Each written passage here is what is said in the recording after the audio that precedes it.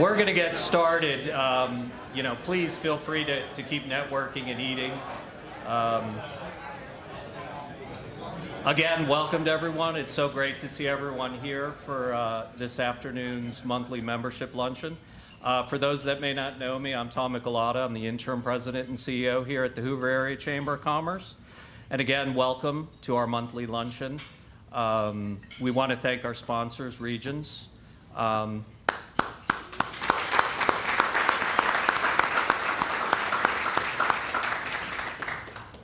Tyler, to you and your team, and Sarah and everybody, thank you for what you do, and also for being our newest Elevate Hoover partner.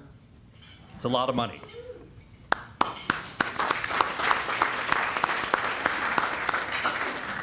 A couple of other quick thanks. I've been looking forward to this luncheon when I first met Gary several months ago. But I'd also like to give a shout out to the Hoover Country Club for everything they've done in our setup. Thank you. Wherever Kia is, thank you. I hope you saw those nice Cadillacs outside. So Jeff and Dutch and the team at Cadillac of Birmingham, I don't know where you are, but thank you for doing that for us. And our other partners, Tradition Physical Therapy, I don't know where they are here, but you saw that table out there. They're one of our newest chamber members. We thought it was great synergy, Tradition Physical Therapy, Regions Tradition. Their title is Putting More. I just thought it was great synergy to have them be a partner today. As well as you saw the table out there from Grace Klein Community. Where are you, Liz? There you are. Thank you. And as always, Neil Duke and his AV Services, thanks for wiring us up for this event.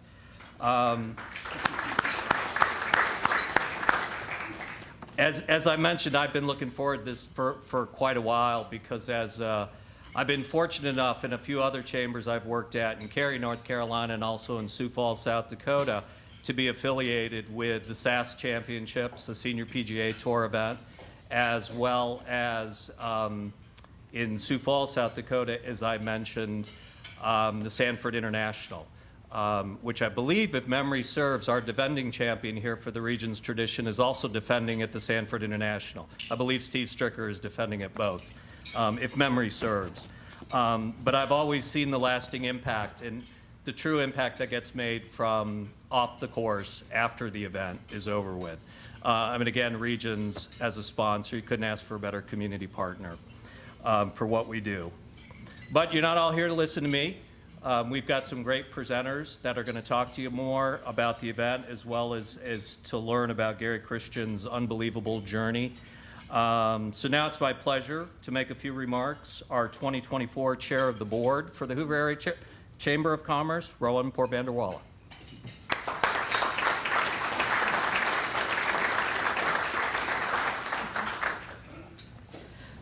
Thank you, Tom. Ladies and gentlemen, good afternoon, everybody, and welcome to the special luncheon hosted by the Hoover Area Chamber of Commerce today. As we gather here today, just not to have a delightful meal, we also are here to celebrate the Regions Charity Golf Tournament. Seems like it's a great time for golf lovers. We just had the Masters last weekend in Augusta, Georgia, and in a few weeks we'll be hosting the Regions Tradition. So it's a good time to be a golf lover right now.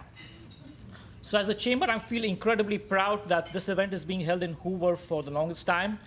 And thank you to Regions for doing this year over year.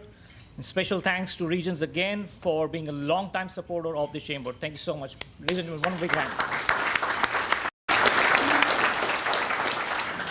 So the Regions Tradition is not only about swinging golf clubs and sinking putts. It's also about making a change, contributing to changing the lives of people in need. As we all know, part of the proceeds of the Regions Tradition go to charity. So hopefully together we will be able to convert those fairways into pathways of hope and support. So everybody, thanks for being here again. Enjoy lunch. Continue networking and make more relationships. Thank you. God bless.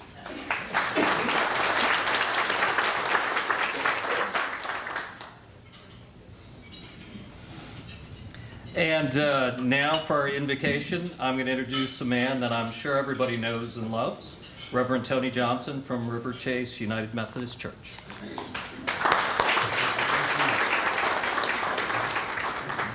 At River Chase, I just started a new sermon series called Taboo, all things related to death. Now, who does that, right? Well, we do. But oddly enough, just last Sunday, I used a golfing illustration, and I thought that's only fitting after sitting down with Gary for a little while. And how many of you play golf? Anybody into golf? Well, you'll know those rabid golf players, and Gary was probably one of those at one time. But I heard this story that there were these two golfing buddies. Everybody has a favorite golf buddy. And they were out golfing, and it was late in the afternoon. They didn't get the tee time they wanted. And one of them's about to tee off, and right when he puts the ball down, gets back, he's loosening up, don't want to pull a hammy or anything, and he sees a funeral procession going down one of the roads right alongside the golf course, as many golf courses have. And right there in the middle of it, he decides to take his hat off, place it upon his chest, just for a moment of silence as the funeral procession goes by. When he's done, he puts his hat back on, and right before he's getting ready to swing, his buddy said, "That's one of the most moving things I have ever seen you do. What came over you?" He says, "Well, I got to be honest, I was married to her for 37 years. It was the least I could do."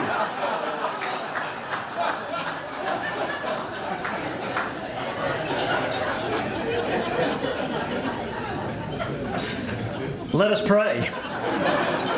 Dear Lord, we thank you for today and this opportunity to come and meet and greet one another. And we just give thanks for Regions and all that's taking place here, and that it might raise a ton of funds. And we just ask now that you bless the food that we are currently enjoying. In the name of the Father, Son, and the Holy Spirit. Amen.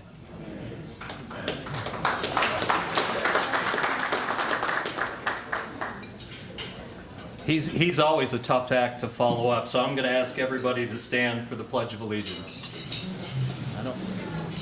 I don't know where the flag is. It went somewhere. We'll just hope it's right here. Pull it up on your phone. I pledge allegiance to the flag of the United States of America and to the republic for which it stands, one nation, under God, indivisible, with liberty and justice for all. It's somewhere in the building, folks.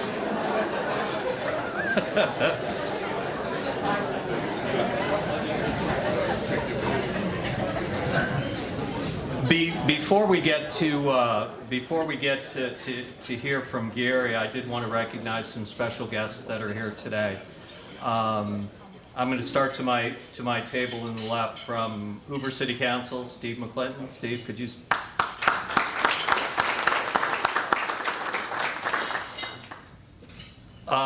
In the back at our Hoover table, our City Administrator, Ken Grimes.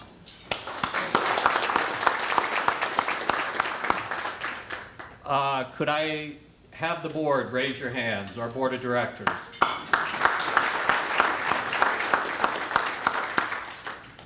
I'm also pleased to welcome Clave Dobbs. He's the chair of the board for the Vestavia Hills Chamber of Commerce.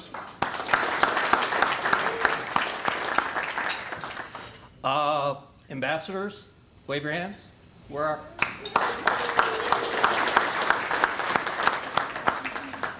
And the chamber staff. I see some of them there. Andy's back there. I don't think I missed anybody. Did I miss anybody? If I did, just yell out. You know, we make these interactive. One thing I did want to ask before I introduce Gary, could you all raise your hands if this is the first chamber event you've ever been to? I'd like to see.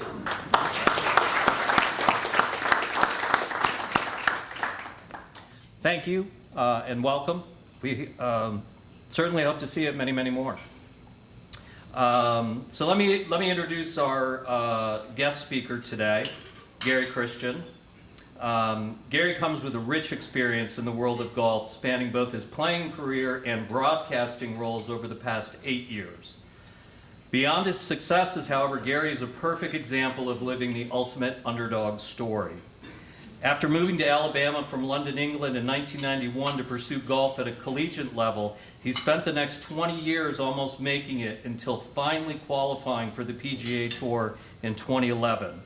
As a 40-year-old rookie, get out, man. I was going to say he still looks 40 years old too, and has more energy than all of us put together. As a rookie, again, before his career-ending knee injury just 2 years later. Now Gary's a well-respected on the PGA Tour, within the PGA Tour community, and is known for his on-course commentary and insightful interviewing style. Leveraging his skills and experience from his professional golf career, Gary inspires as he relates his wealth of knowledge from professional sports and sports media business and leadership to entrepreneurs. Gary was born in London, England. He moved to Alabama in 1991 for his education on an academic golf scholarship to Wallace State. He graduated with honors from Auburn University. I'm waiting for anybody to... Okay. In 1995 with a BA in Mass Communications. His career transitioned from 1996 to 1998. He was the membership director at Inverness Country Club. 1998 he turned professional.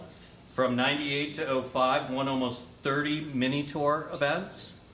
Gary, I'm sorry, I've read all your bios many, many times, but when you say it out loud, it's just like, wow. I always have those because I'm just looking at them, reading them to myself before we get here. From 2006 to 2011, he was a member of the Corn Ferry Tour, winning 2 events, the 2009 Northeastern Pennsylvania Classic and the 2011 Milan Classic. In 2011, Gary finished 9th on the Corn Ferry Tour money list, qualifying him for the PGA Tour as a 40-year-old rookie. From 2012 to 14 as a PGA Tour member with notable achievements such as making the FedEx Cup playoffs in 2012.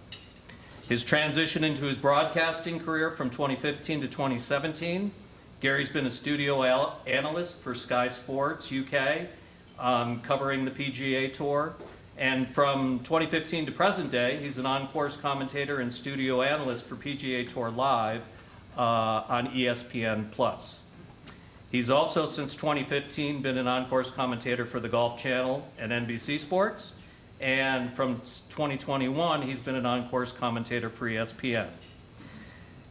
In addition to that, I got to take a breath now to keep reading on with this. In addition to everything else that Gary has accomplished in his career, he's also a global golf ambassador. Since 2022, he's been a golf ambassador for Golf Traveler UK, hosting golf trips worldwide. And I think when you get a chance, I know many of you in the room already know Gary, but I think when you get a chance to hear his journey up close and personal, it'll showcase his resilience and versatility, making a significant impact both on and off the golf course. Please welcome Gary Christian.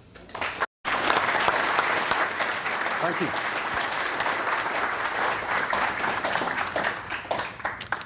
Well, that's my story told. I don't think I need to do anything now, do I really?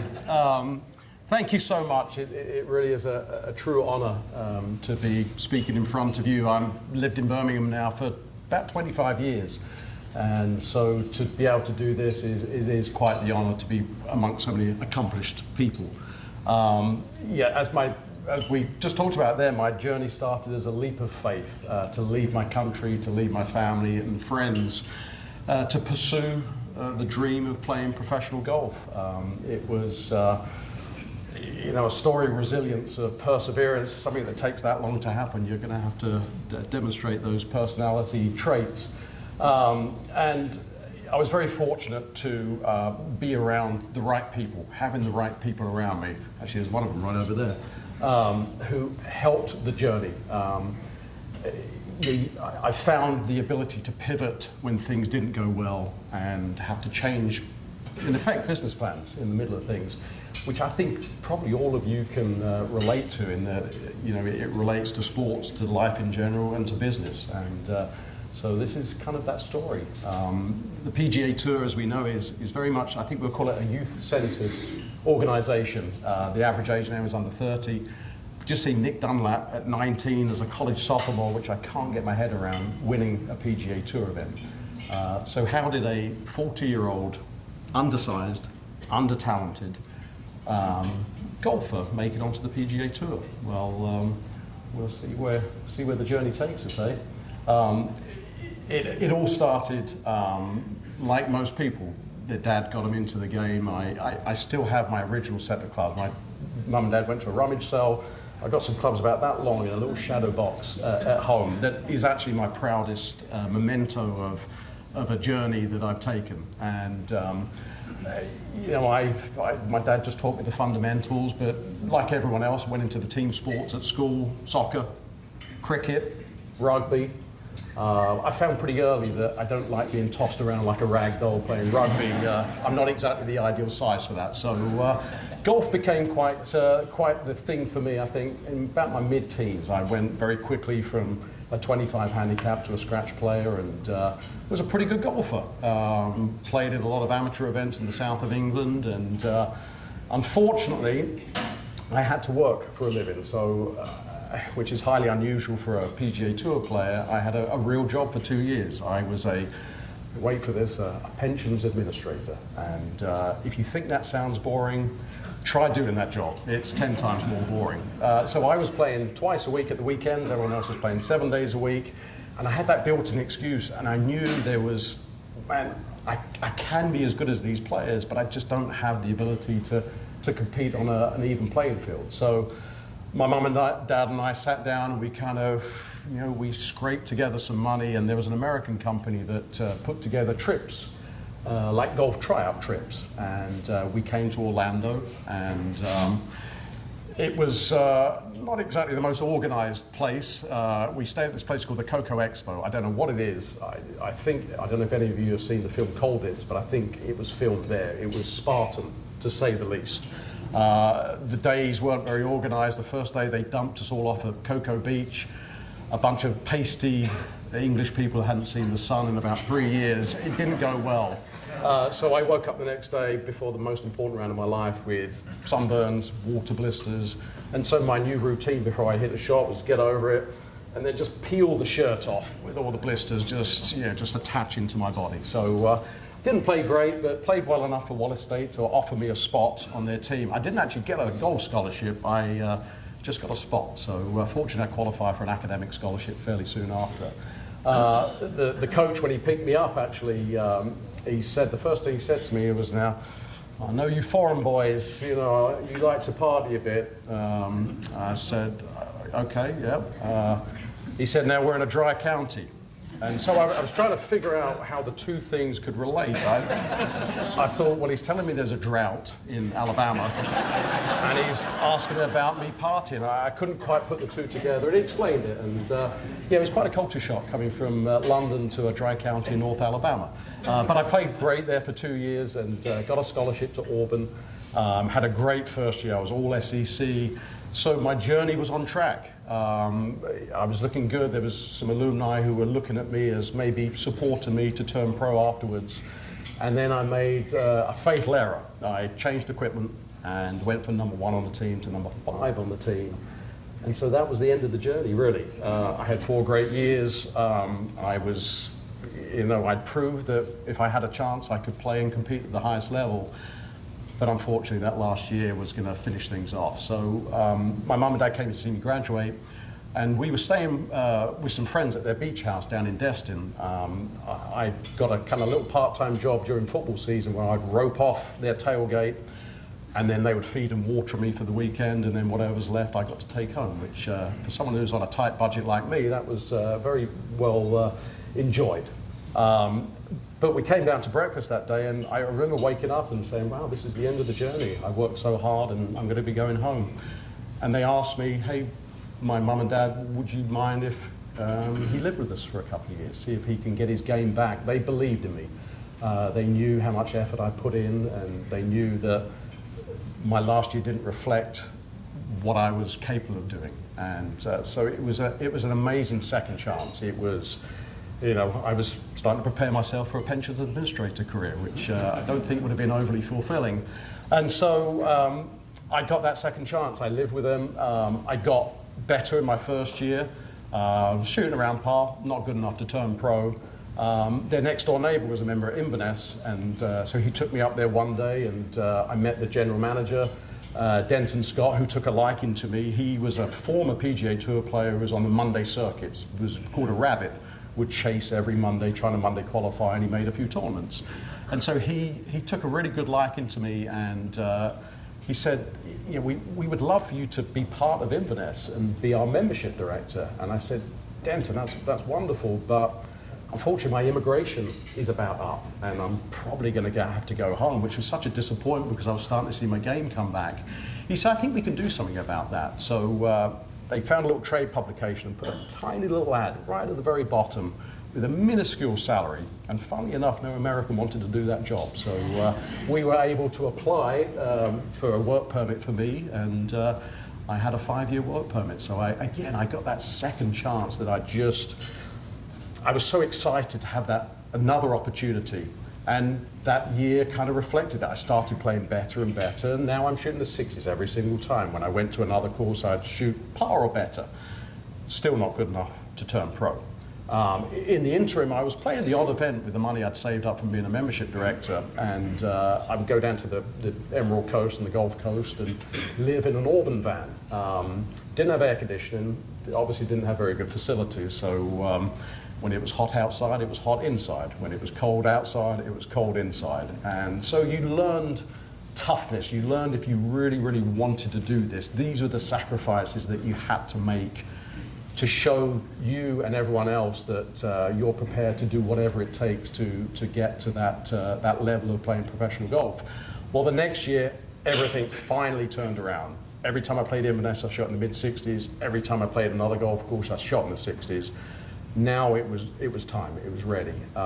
People started to get interested in my career, and there was a group at Vestavia Country Club who put a group of sponsors together, and there's a young man over there called Chris Metcalf who was part of that. A nice English fella who was friends of mine through where I lived in Irondale, and I'm pleased to say the seed money they put in, they didn't have to add any more for the next 6 years. I made money on the mini tours every year, which is quite an achievement because it's very hard to make money on the mini tours. What it did, it taught me to win. You have to learn how to win, and there's no sort of coasting in trying to find a top 10 to make a nice check. If you won, you made money. If you finished second, you made money, and pretty much outside that, you lost money for the week. So over that course of the time, I did win about 30 times, but there was a piece missing. I would win every single year, I would make my sponsors money, but I would get to qualifying score, which is the hurdle that you've got to get over to get onto the PGA Tour. I'd make it through first stage every single year, no problem at all. At second stage, I would play myself into a good position and then find a way in the final round to mess it all up. And when you mess it all up, you start from scratch again on the mini tours. And you now have another year to wait to have another opportunity to get on the PGA Tour. And so I did this 5 years in a row of that constant disappointment. I always played at the Ombre down at Panama City. That's a long, boring 5-hour journey after you've just messed everything up for another year. So I did a lot of thinking, and I said, I can't keep going on like this. I cannot keep doing the same mistake and having the same results. I'll circle back a little bit to slightly earlier in my career. I talk about mentors, and I had two incredible mentors.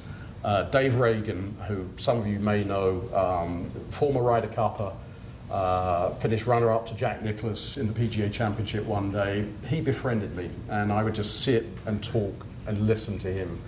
I wanted to find out everything that it took to be a PGA Tour professional and a successful one.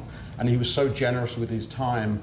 He didn't need to do that for me, but he did. I think he knew I was a good person, and he was paying forward what he knew. And he gave me a bunch of papers about that thick. And it was some golf psychology stuff. And I kind of looked at it, but I was, I guess, immature. Maybe at that time everyone was the same. We didn't really think about that kind of stuff. That's kind of mumbo jumbo. You just practice hard and you get better, and you don't need that stuff. So I put it in a box. When I lived in Dallas for a couple of years, I met another guy, same kind of relationship. He was a genius clinical psychologist. He was actually the first American to present to the Russian Institute of Science in communist times. He was that highly respected. He gave me a bunch of audio tapes about relaxation and emotional stability and everything that you needed to kind of transform your characteristics to become successful. Same thing, I kind of put it in the box and set it aside. So I'm making this drive home from qualifying school after having failed again, and starting to contemplate things. You know, am I really cut out for this? You have to have the self-belief, but if the same results are happening, there's something that's lacking. And so I got home, I've been married just a few years, we have a newborn child, and I said to my wife, we've got to change something. We have to do something different. I have to change how I approach things. So I said, I'm going to go sit in my little study for a little bit and just see if I can figure things out. And so I just sat there. It's not a very big study, so I didn't have too long to look at stuff. But there's some trophies and some lovely pictures and all these achievements that I've had. That reminded me how good I was. But my office was a little untidy, and I thought, well, let me just tidy this up. I opened the closet. As you do, tidying stuff, you just chucked it in the closet. But it was almost like divine intervention, because had my room not been untidy, I may not have seen that box with that paperwork from Dave Reagan and those audio cassettes from Dr. Pfeiffer. And I got them out, and I started looking at the paperwork, and I said, boy, that's me, I do that. Man, that's me, I do that. Whoa, there's a solution. If you do this, you need to do this to change things. Well, all of a sudden, I had my plan sitting there at the bottom of a closet, at the bottom of a box, and I didn't even know it was there. This was my plan forwards. I started getting out the cassettes, and there was subliminal cassettes. You'd hear waves crashing and seagulls, and then underlaid under that was all this positive messaging and self-confidence, self-image, optimism, enthusiasm, relaxation, all of these characteristics that would help me become successful. And the frustrating thing, it was right under my nose all those years, and I hadn't thought, or I hadn't tried to change things. So I saw that, and I immediately knew this was the path forwards. And I said to my wife, I'm going to practice less, and the time that I'm not practicing, I'm going to spend doing this. So for 2 and 3 hours a day, I just sat and studied and watched and looked and listened to all these tapes and all this genius stuff. And there was that feeling of invincibility when I started doing it. I could feel my confidence rising. I could feel my self-image rising. I didn't feel like the underdog anymore. Even though I was, I didn't feel like it. These subliminal tapes were amazing. The guy said, go putt. Go hit 5 15-foot putts. And so I did that, and you know, a couple went past, a couple were just around the hole, one went in.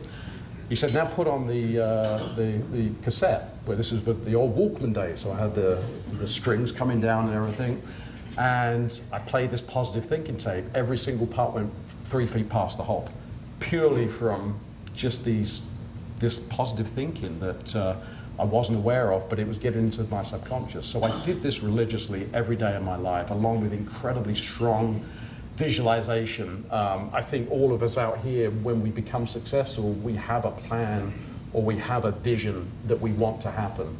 And if we can imagine it as clearly as possible, then that will manifest itself. The brain or the subconscious can't tell the difference between a real and a vividly imagined experience. And so I practiced visualizing as clearly as I could.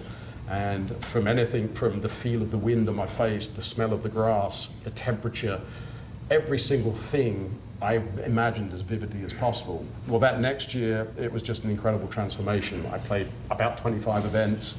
I never finished outside the top 6. I was playing poorly half the time, but found a way to turn what was the previous year 74s into 70s and 68s into 65s, and had a tremendously successful year.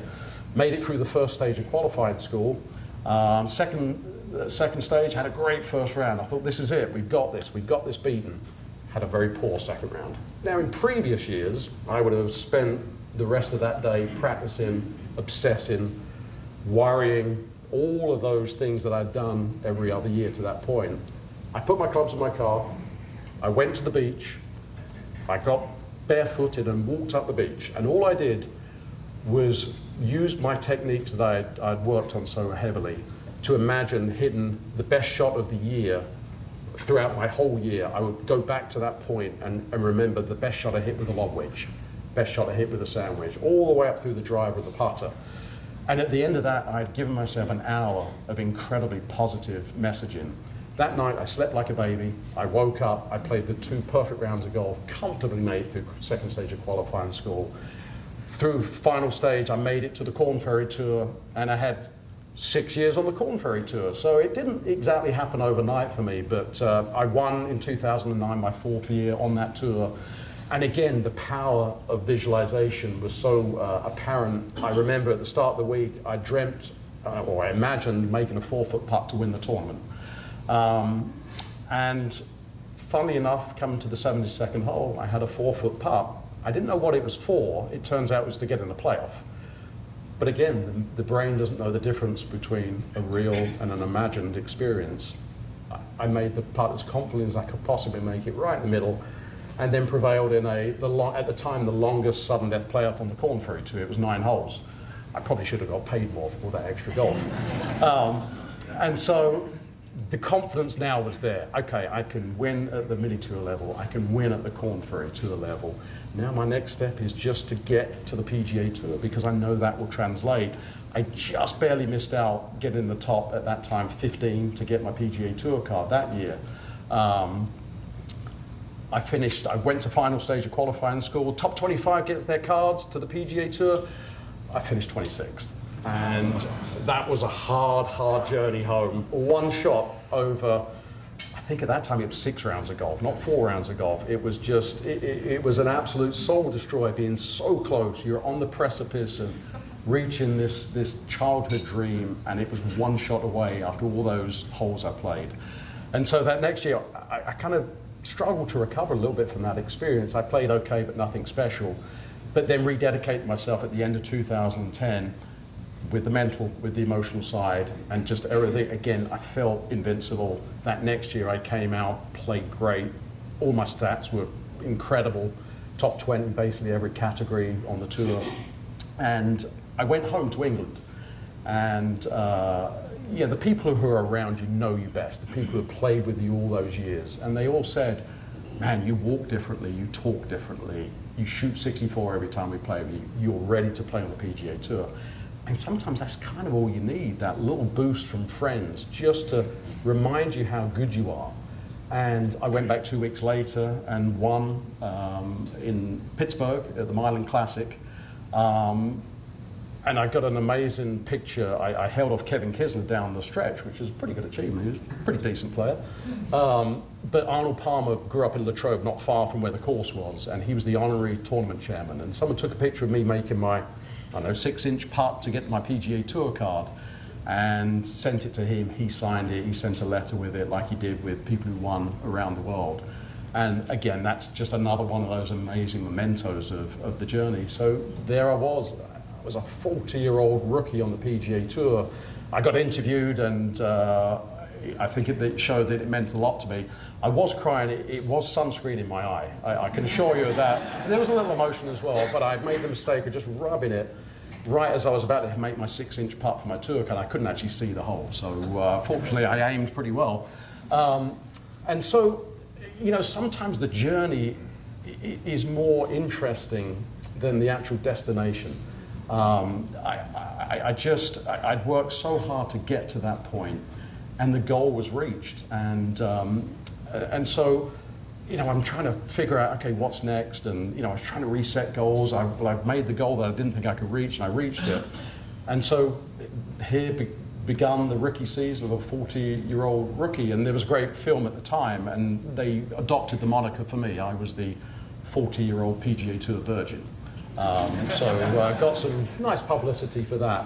But it was just, when you think of all the hard work and all the disappointments, everything that had gone wrong and all the time it took, those first few months just really put into perspective how fortunate I was, how lucky I was, how much the hard work was all worth it in the end. Just the first few events on their own were just amazing. I played golf with Janet Gretzky in the Corn Ferry Tour Pro-Am the year before. And she said to me, oh, if you're ever in LA, give us a shout, come stay with us. Well, there's 2 lessons to that. Number 1, that's very generous of you. Number 2, never do that to an English person, because they will always take you up on that. And so in December, I called Janet, and she said, oh yeah, great. So my first experience as a PGA Tour player was a chauffeur-driven limo at LAX from Wayne Gretzky to take me to his house. And his pool house that I stayed in was quite spectacular. So went from there to Hawaii, and it was weird because I was wondering how I was going to react standing on the tee for this lifelong dream that had taken 20 years that I'd left my country for, I'd left my friends for, and I stood on that tee, and I don't know if I felt empty, but it felt like, okay, like what now? This is, I was expecting to be overwhelmed by the situation, and it was just another round of golf, and I hit a 3-iron down the fairway, hit a wedge to 10 feet, made birdie. First hole as a PGA Tour player, I thought, this is pretty easy, I'm going to enjoy this. The next hole, I tweaked it into a palm tree and lost it, made double. So we went from the sublime to the ridiculous. But I missed the cut there, flew to Palm Springs. President Clinton was hosting the tournament. And so I got to spend 5-10 minutes. I think I was talking health policy or something with him. There's a great picture of me like this with him. And that's proudly over my mum and dad's house when you walk in. And you know, for a working class lad from London to be pictured with a president of the United States is a pretty impressive moment. But I belonged after that tournament. I made the cut, I shot 64 in the final round, finished in the top 15, and again, whew, there's that little nice out breath where you can relax. Okay, I'm ready for this level of golf, and just, you know, felt comfortable. Next week I met Nick Faldo, who was a hero of mine growing up. Everyone of my age group in England really kind of gravitated towards Nick. They say don't meet your heroes. And in that case, it was true. I went up to him on the practice green. There was no one else around. I said, all right, Nick, Gary Christian, I'm a rookie on the tour. And he kind of looked at me and went, all right. Okay, I could have expected a little bit more than that. So I said, oh, you're a huge hero of mine, you know, inspirational. I named my first son after you. I was named after Gary Player, so I named my son Nicholas after Nick Faldo. And he looked at me and went, oh, that's nice, and walked off. So I have a caddy who's English, and obviously English people really don't care too much about what people say. So loud enough for Nick to hear, he said, I told you should have called him Savvy, Gary. And Nick kind of looked over and walked off. So that was it was an interesting start to the career. Went to Pebble Beach, met the celebrities there, had a Forbes photo shoot in Phoenix. It was a whirlwind, but it was kind of distracting a little bit from the purpose, which is to play your best golf. And I started to see myself go down the FedEx Cup standings. So I took a week off. I probably shouldn't have done, but I did. And I rededicated myself to my game plan, to my way of preparing mentally, emotionally, getting back to that. When you find a way of being successful, I wouldn't change it if I was you. I think there's some pretty easy lessons. It's easy to mess around a bit, but the essence of what makes you successful is what you should stick with. And the benefits were reaped immediately. I had 5 top 20s in a row, made the FedEx Cup playoffs, and as a rookie, to make the FedEx Cup playoffs is a great achievement in itself, but to be 40 years old, playing against all these guys who play for 10 and 20 years on those golf courses, who doesn't hit the ball very long, was a really impressive achievement. And so I qualified for the FedEx Cup playoffs at the Barclays at Bethpage Black, which is one of the most difficult golf courses in America. I played the practice round, and I called my wife and said, it's going to be a short week. I can't play this course. It's really long. It's really soft. And I said, well, you know what? I'm proud of what I've done. I'm going to just try and enjoy myself and see what happens. The good thing about the PGA Tour is their agronomy department is they're magicians. They're sorcerers. I got out the next day, hit my first tee shot. It went about 30 yards further than it had in the practice round. All of a sudden, I'm thinking, you know what? I think I might be able to be competitive here. I hit it straight. It was heavy rough. I was hitting my irons well, and I played spectacular golf. Played with Jason Day, outplayed him quite comfortably. He was one of the best players in the world. I got to the 36th hole, and I've hit another great iron shot to about 10 feet. And I don't ever look at scoreboards because it distracts me, and again, I want to be fully focused. So I'm getting down to read my part, the ball's here, the hole's here. And then as I look up, there's a scoreboard right behind the hole, and I see my name on the first page of the leaderboard in the biggest tournament of my life, Christian. Right underneath that was another name, Woods. I thought, oh man, I'm right next to Tiger, and we're right there at the top of the leaderboard. I now know why I don't look at leaderboards, because that was the worst 10-foot putt I've ever hit in my life. It didn't sniff the hole. I was lucky to make a par, to be honest. But an hour later, I got the text to confirm, yes, you are playing with Tiger Woods. And Wow, well, I'm a student of history of the game. I appreciate everything about it, and to have arguably the best player that's ever played the game, you playing with him, not in a little charity event, not in a practice round, but in the biggest tournament of your life, was going to be the experience of my life. And that made everything worthwhile.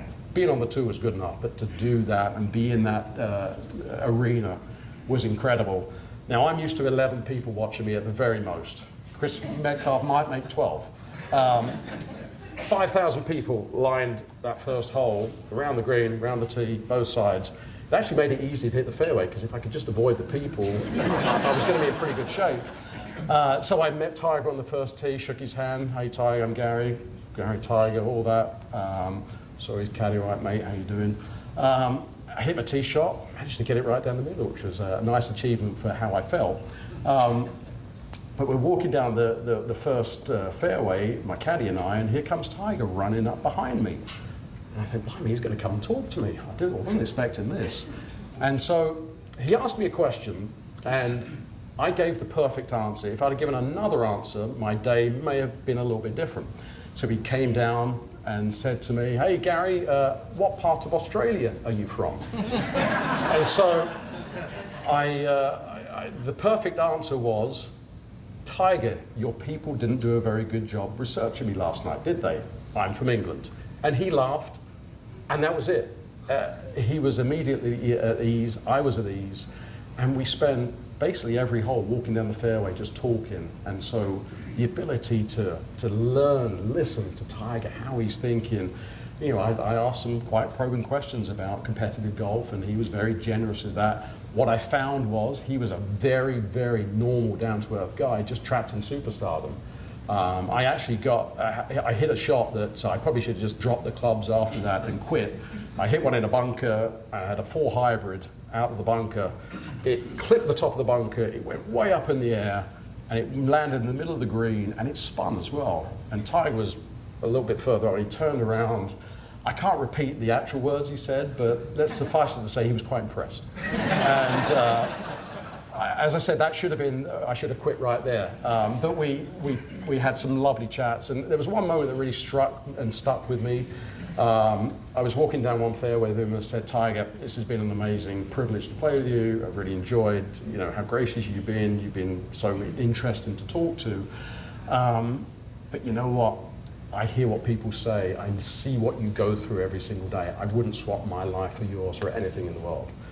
And you know when someone looks at you and just looks at you and thinks, man, I wouldn't mind being completely anonymous like this guy, just once. And I felt sorry for him, because it is just so difficult being trapped in the superstardom that he's in. And you don't really get to see the real Tiger. He has to be so guarded at all times. He can't answer questions honestly. And you know, it was really enlightening for me to see that up close. But that got me through the end of the year. I was on the tour the next year, but again, I don't think I quite recovered from that experience. I didn't reset my goals high enough for the next year.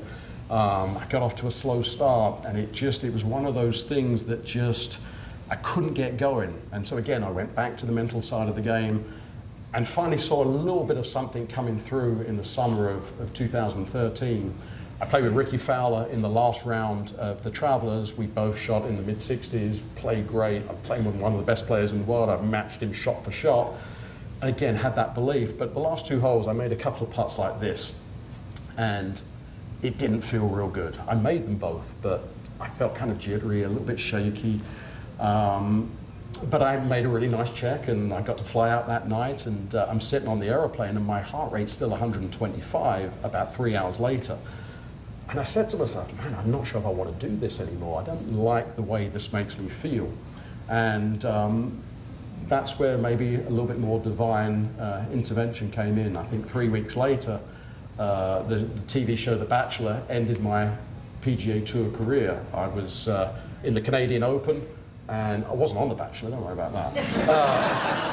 My wife and I used to love watching The Bachelor together. She was in Alabama, I was in Canada. We were going to text, and I don't like the heat. It was 70 degrees, and I thought, man, I think I'll just go for a walk. I don't think we'll worry about the Bachelor this week. And so I walked around Lake Ontario, there were some rocks. I slipped off the last rock. My ACL tore, my MCL tore, my patella tendon tore, and my meniscus tore. So my kneecap was somewhere over here, jiggling around on that left side. And that was basically the end of the career, all because of the Bachelor. And so I tried to come back a couple of times, had a couple of ACL surgeries and tore it again in tournaments. And so I had accepted that was the end of the career. But I had one more great experience up my sleeve. The week before I was going to have my final surgery, I got a call from the tournament director at Pebble Beach. They had someone drop out at the last minute and wondered if I would like to play Pebble Beach. So tough decision. Last tournament as a proper pro, Pebble Beach. They pay you, they fly you out there, you stay at the Inn at Spanish Bay, all your food and drinks free, and your wife gets a spa certificate as well. Tough one to turn down. So as is the story of so many of my tournaments, I missed the cut by one shot. And I got a call that night, and the guy said, hey, a team made the cut and their pro's got to go home. Would you like to take his spot to play Pebble Beach in the last round as a PGA Tour player? And I said, absolutely. I woke up, it was 70 degrees, there was a high surf advisory, there was a 15-mile-an-hour wind. What a way to finish a career. I started on 10, I stood on 8T with 2 holes left. I'd hit, to that point, every single fairway, every single green. I hit an iron down the middle of 8. I had a 4 iron into this minuscule green that's about the size of that table. I hit it right in the middle of the green. I now am standing on the last hole of my professional career with a chance to hit every fairway and every green. Ocean down the right, big bunker down the left. I always hit it in that bunker left. This time, starting in that bunker left and curled right in the middle of the fairway. I've got a 3 iron to pitch the perfect game. And I hit the best 3 iron of my life, right in the middle of the green, and shot 68 in my last round as a pro at Pebble Beach, playing perfectly. And it's a long drive back from 9 green back to the clubhouse. I got in my golf cart, burst into tears, and it was just, you know, an amazing end to an amazing journey. That to finish it like that, it still gives me goosebumps just thinking about it, that you couldn't have scripted a better way to finish a career. And fortunately, I was able to transition to pivot, like is so important in business, to get over the disappointment of not being able to play anymore. I contacted the people at Sky Sports in England, and it just so happened they were looking for someone who had played on the PGA Tour as English. So they said, the only problem is you're going to have to fly to London 17 weeks a year. What an opportunity to get to see my parents for a third of the year for 2 years straight, my family, to be able to enjoy everything with them, and to be on TV and to get my profile going, which then led to the Golf Channel, PGA Tour Live, ESPN Plus, NBC, all of that stuff. But it was just, again, it was luck, but I think it was luck that was made. I think if you treat people well, you respect people, you treat people the way you want to be respected, the golden rule, I think is undefeated, isn't it? Good things happen. And so, once again, I'm pivoting one more time because broadcasting is kind of changing, and I'm now, as I say, into the travel hosting, corporate days, a little bit of coaching. So that is that. It was a long, drawn-out story, but I'm going to be hanging around afterwards. I'd love to talk to any of you about golf, travel, anything. I'm an open book. You can ask me any question, but again, I really appreciate you allowing me to tell my story. I'm proud to live in Birmingham. I'm proud to call this home. So thank you for listening. Thank you. Thank you.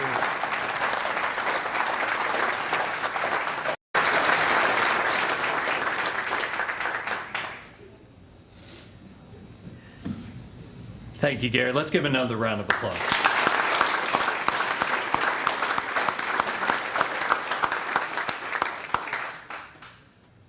And now it's my privilege to introduce Gene Hallman from Eventive Sports and to brief us on the region's tradition. Gene is currently president of Eventive Sports, which was formed in 1995 by Gene and Ronald Bruno. Eventive Sports is based in Birmingham, Alabama, and has grown into one of the country's largest sports event management companies, with more than 70 employees located in 4 offices throughout the United States and Bermuda. In January of 2024, Eventum Sports was acquired by Troon, the world's largest golf-related hospitality service company. Troon is based out of Scottsdale, Arizona, and has over 35,000 associates worldwide. Gene's company has managed a wide variety of events across many sports, including the Regions Tradition, which has been running for over 30 years now and has surpassed $21 million donated to local charities.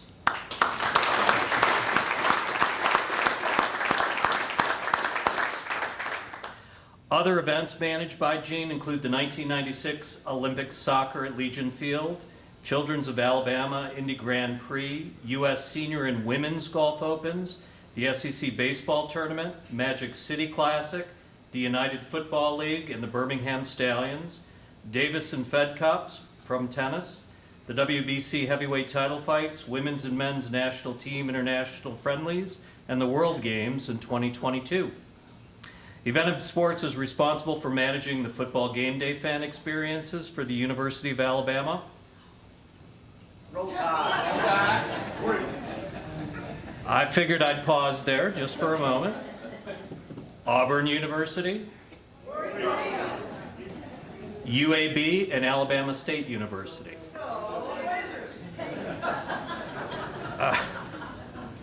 Anybody else before I keep going? Gene was recently inducted into the Alabama Sports Hall of Fame as the Distinguished American Sportsman. He received his bachelor's degree in economics, a man after my own heart, as an econ major, from the College of Charleston, and I couldn't get into that college, by the way, and a master's of business administration degree, magna cum laude, from the University of South Carolina. He's married to Jennifer and has 2 children, Ella and Marshall. So please welcome Gene Holman.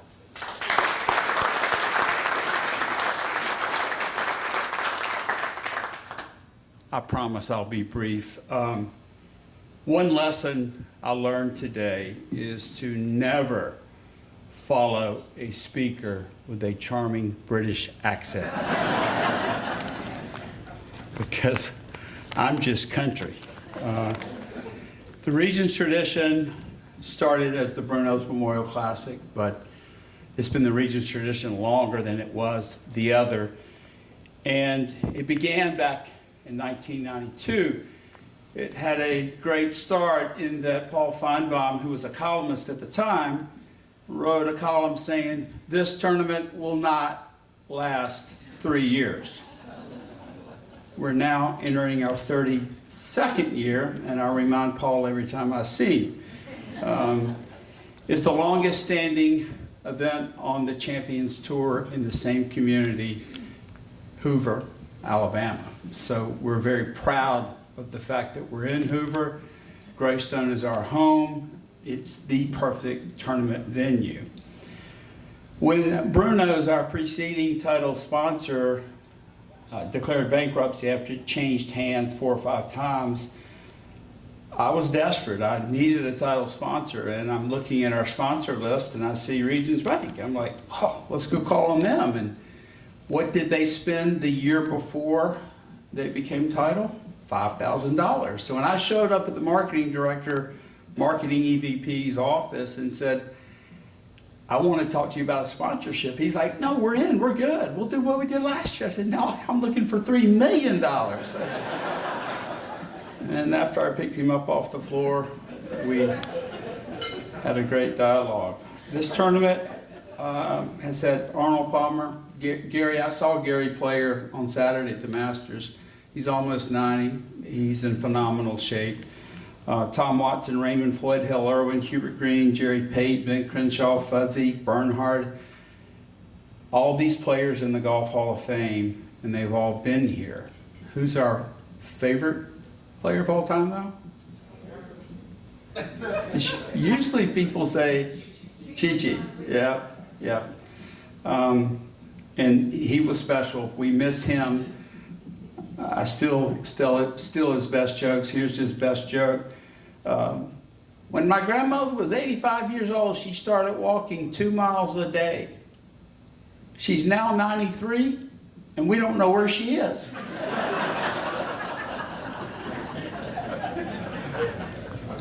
Celebrities, Bob Hope hit the first tee shot.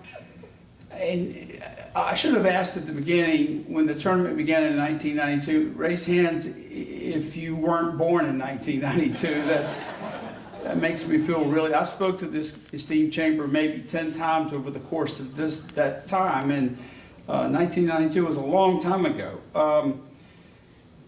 But we've had every coach, Condoleezza Rice is coming this year. I mean, it's just a very illustrious list.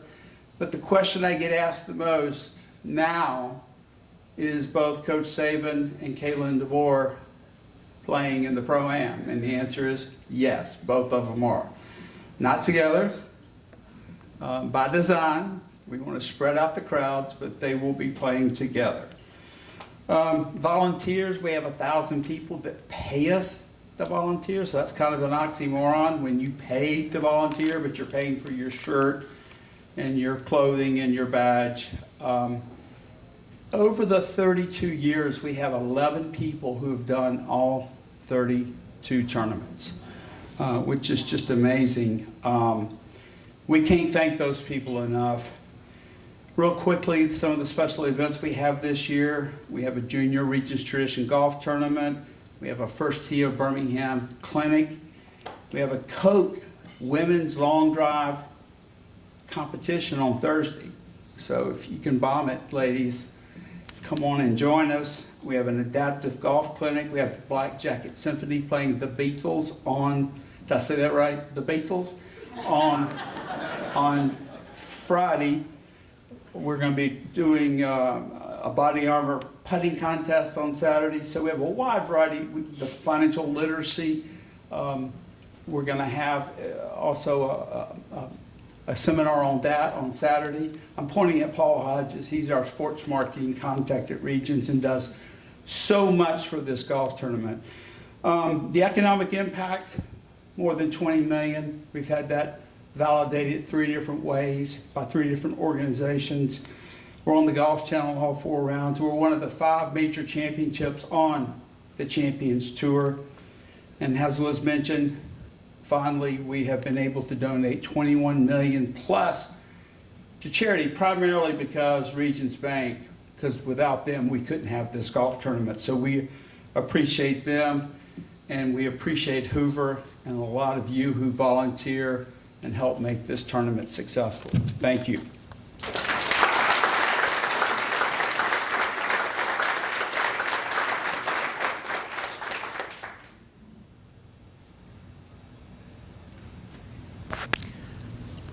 Thank you, Gene. Now we're going to take a few minutes as we normally do, and we're going to introduce our new members. I'm going to ask Rowan and Derek Ellis if you could come up, and we'll present you with your certificate, and then we'll grab a quick picture.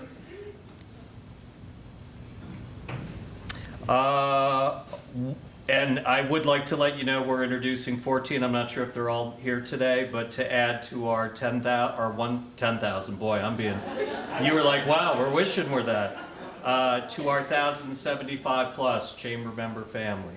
Affinity Recruiting. Come on up.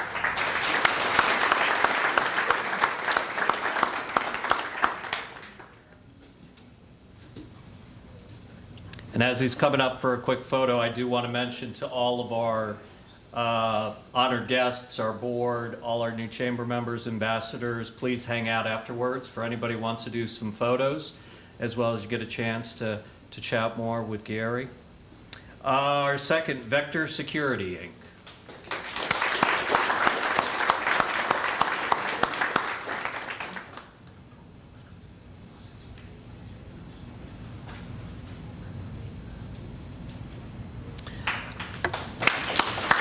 American Scientific Technical Solutions.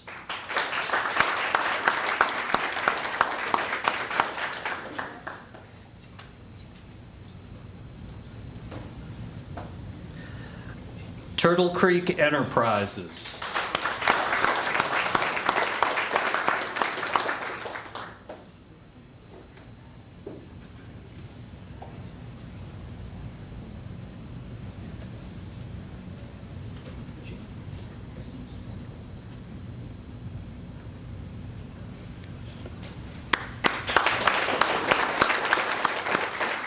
EXP Realty.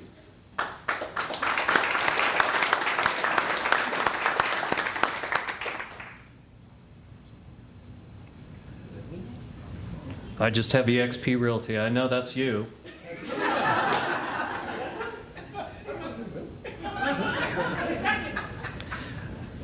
Well, air experts.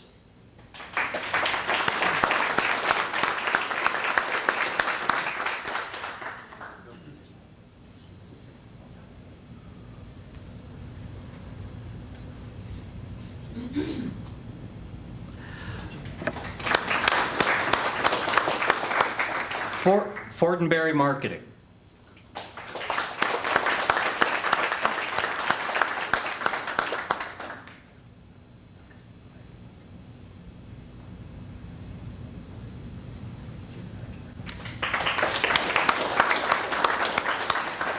Birmingham Bible Church. Do we have anybody here? Mr. Drippy Plumbing. I know we have someone from Mr. Drippy.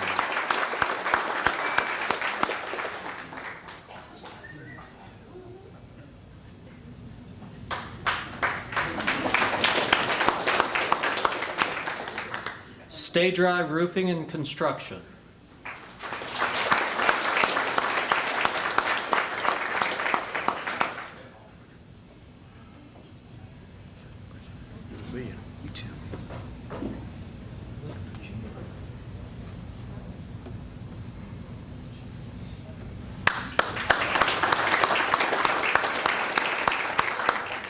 I know Paige had to leave, but Operation Hope. Is there anybody else here from Operation Hope?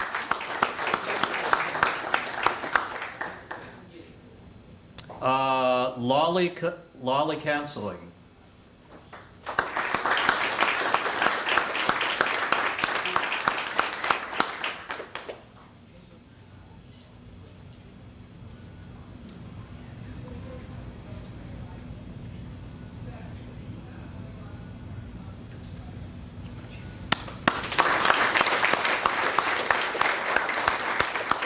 Two men and a woman.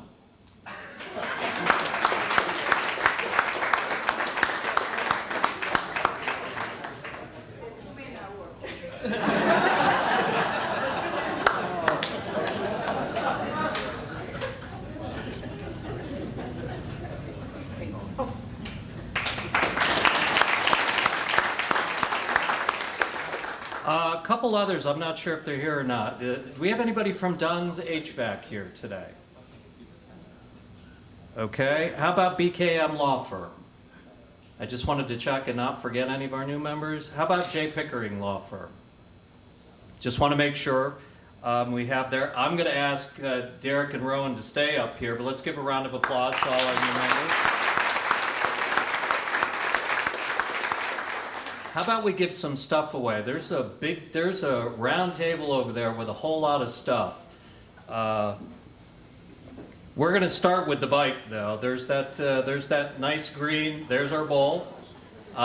There's that nice green bike by Regions. Is there anything you want to mention on that, Tyler? Or a standard tradition, but come on up and pull it for us.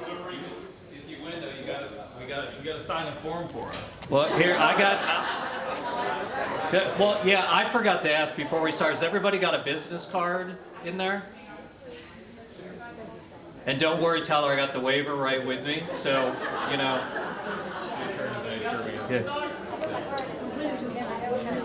Yeah. Yeah, this is mine. Pull it out. I want green light. Okay. Here you go. Attorneys informed us we need to do that. You gotta wear the helmet. So I'm gonna wear the helmet. Oh, and when you ride it, you have to wear the helmet.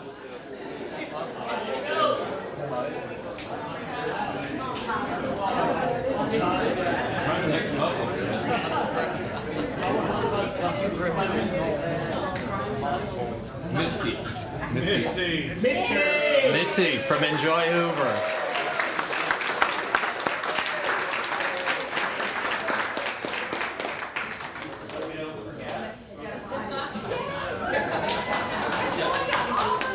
You come up here and get on it? Yeah, come get on the bike. Okay, maybe Evan can ride it around. Take it to Holland.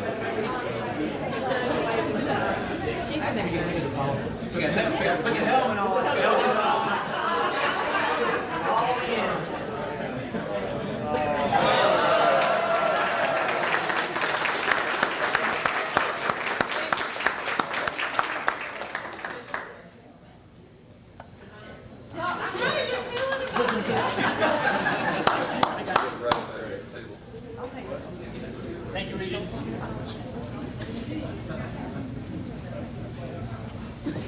Just bring that table on over. We got a whole bunch of good stuff here.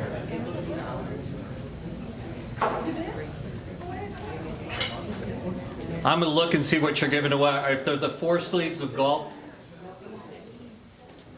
This is from David Custard and our friends at ACCI.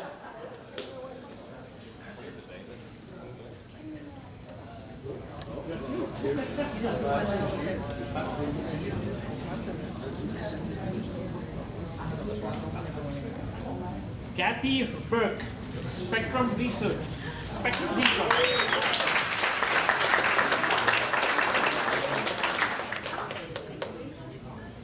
Pull one. What are we doing next? We have a set of a sleeve of 4 golf balls that were donated from Traditions. Oh, we've already picked the winners. Okay. Bryant Rich, Andrew Burke, John Helvey, and Corey Russell have won a sleeve of Titleist golf balls. Are all you there?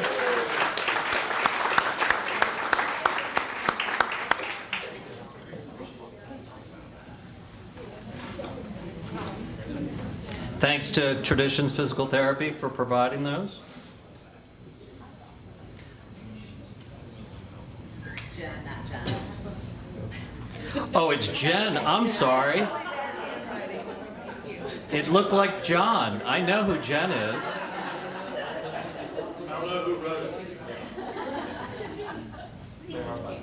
All right, this is for the Visa card. This is a $25 Visa gift card. And it is...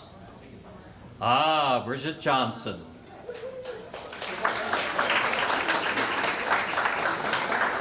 Come on up.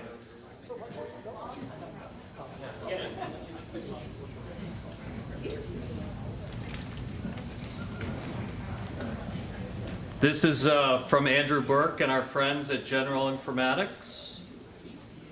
And it goes to, it's you know you've been doing this long enough when you know everybody who's winning these things. Steve Warrington from Churchill Mortgage.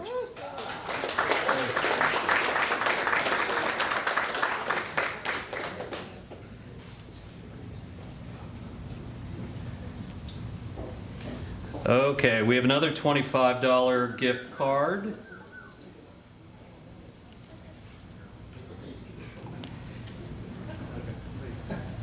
Pick us a winner, Councilman. Kareem Leon from AK&M Cleaning Service.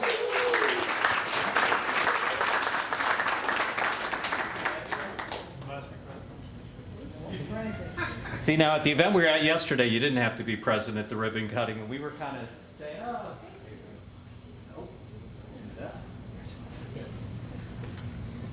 And one more $25 gift card.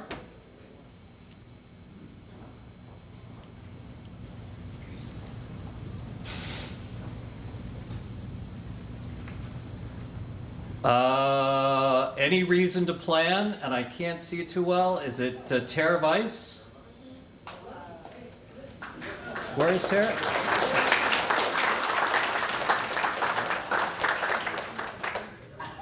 Okay. We got a lot of extra stuff today, but that's because Gary was here and we wanted him to keep coming back. This is from our friends from IHG and the new Holiday Inn Express and Suites in Camden Woods, the first of its own combined that's opened up in the world. We were at the ribbon cutting yesterday with our chamber friends from the Bessemer Chamber, as well as, what was the other chamber? Hueytown. to cut that. It is the first dual brand Holiday Inn Express and Candlewood Suites in the world, we were told. The second one was just approved yesterday in Europe, but we have the first one in our backyard. This is an overnight stay there, compliments of John Letourneau and Tracy Chanel, their general manager. Blake Atwell from Affinity Recruiting and Consulting.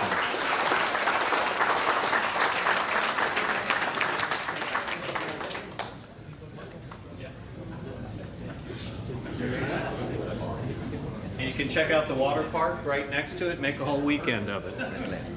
This is our last one, $25 gift card.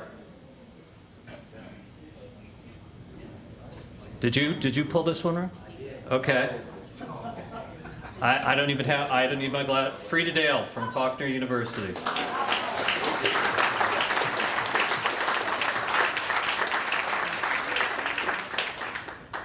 Pray for her. Pray for her. Yes, yes. She's an ambassador of ours, so congratulations to y'all. Thank you, Rowan and Derek, for doing that for us. Just a couple of quick things, and we'll let you go. Some upcoming events. If you haven't had your fill of the Hoover Area Chamber tonight from 4 to 6. Oh, wait a minute. We did not. We did have one more prize. I wrote it on the back of my business card. Was it not on the? Paul, stand up and just. So tomorrow night at Aldridge Gardens from probably 6 to 9 is the Denim and Dining. It benefits the Hoover City Schools Foundation. It's Hoover City Schools Foundation, if you don't know, puts over $100,000 back into the Hoover City Schools. It picks up where tax dollars leave off and gives grants to teachers and does a bunch of other amazing stuff. So we have our largest fundraiser of the year tomorrow night at Aldridge Gardens. And I donated for Tom to draw and give 2 tickets for someone. So whoever wins, come see me. We'll get you the tickets. So with that, go ahead and. I guess I'm full. All right. Who wants to go? Who will come and buy some on auction house? It is Jonathan Tucker with 1-800-STRIPER.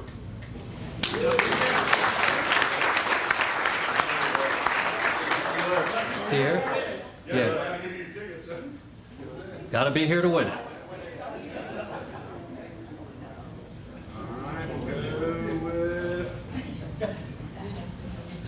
Andrew Butler with Reliant Media.